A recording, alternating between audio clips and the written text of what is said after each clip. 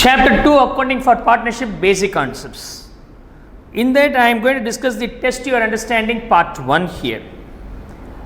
In this we are going to apply the concepts regarding the deed silent. If the deed is silent, how can we handle? So those cases and some of the basic concepts that you have to understand regarding the partnership.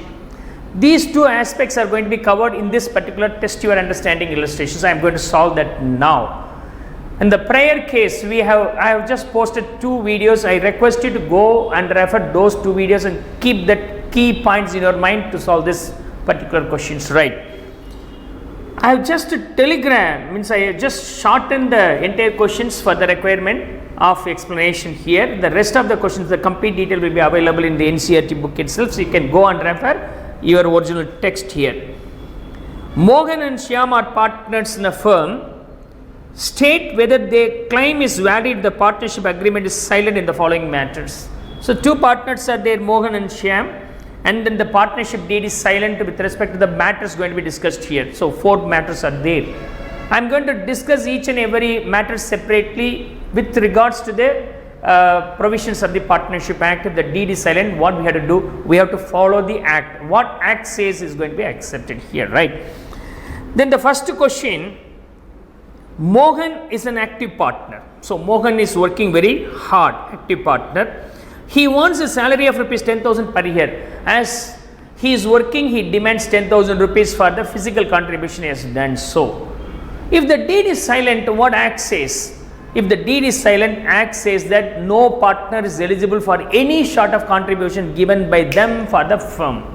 So whether it's a physical contribution or referral contribution, for the physical contribution, of course, genuine is we have to offer him salary. For the referrals contract, support given by the partners, of course, we have to offer him commission. Of course, correct.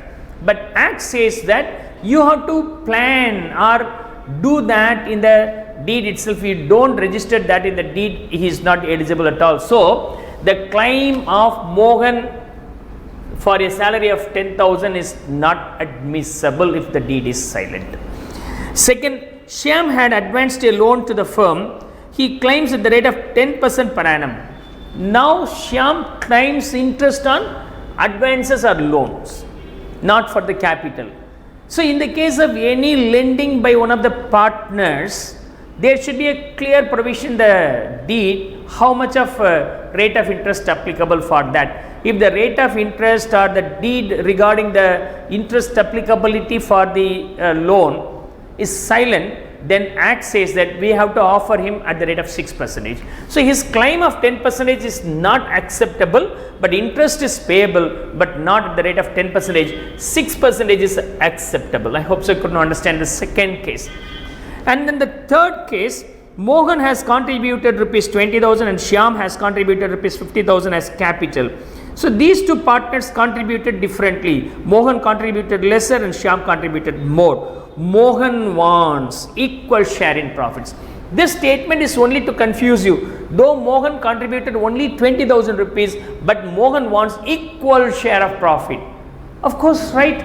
If the deed is silent, whatever the results because of the running the business will be shared by these partners equally. So his claim is accepted. And Shyam, of course, cannot demand, as I have contributed more, you have to give me more profit, is not acceptable. But anyhow, here Mohan only demands to give the equal.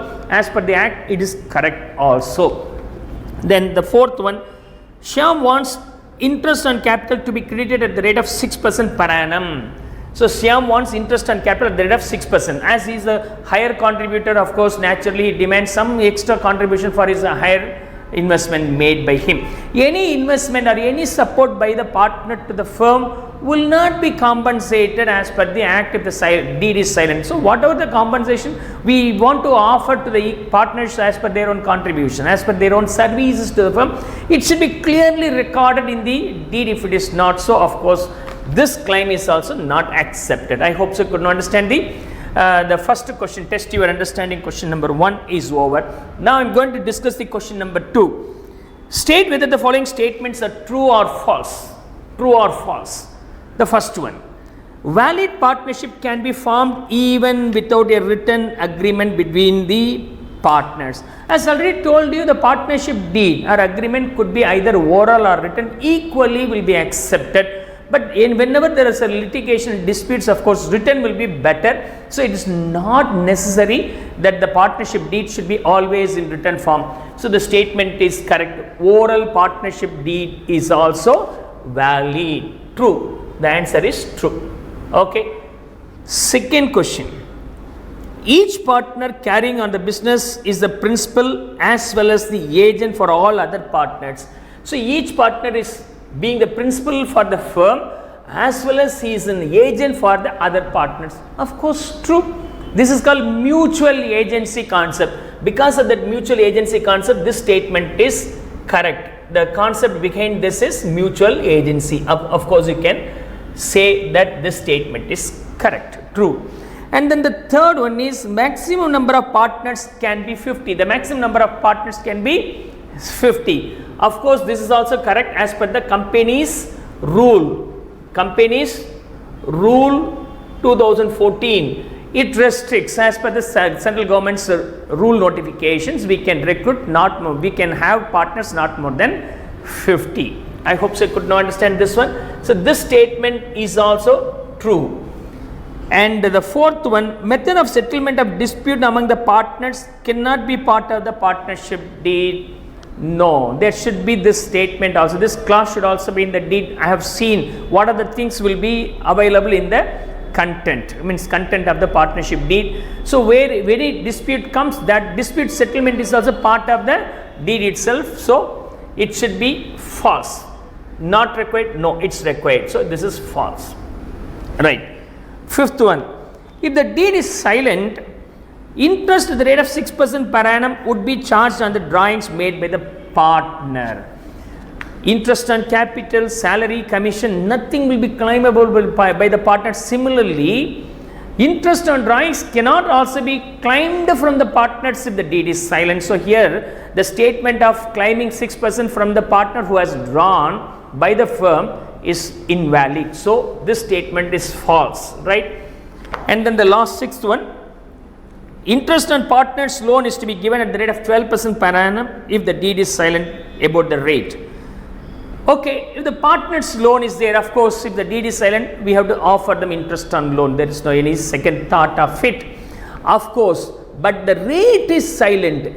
At what rate the interest on loan will be offered to the lender partner or the partner who lends, then it is restricted only to 6%. So this is invalid. So false is the answer. The correct one is 6%. I hope so you can understand the applications of the fundamentals of partnership and then deed also. Okay.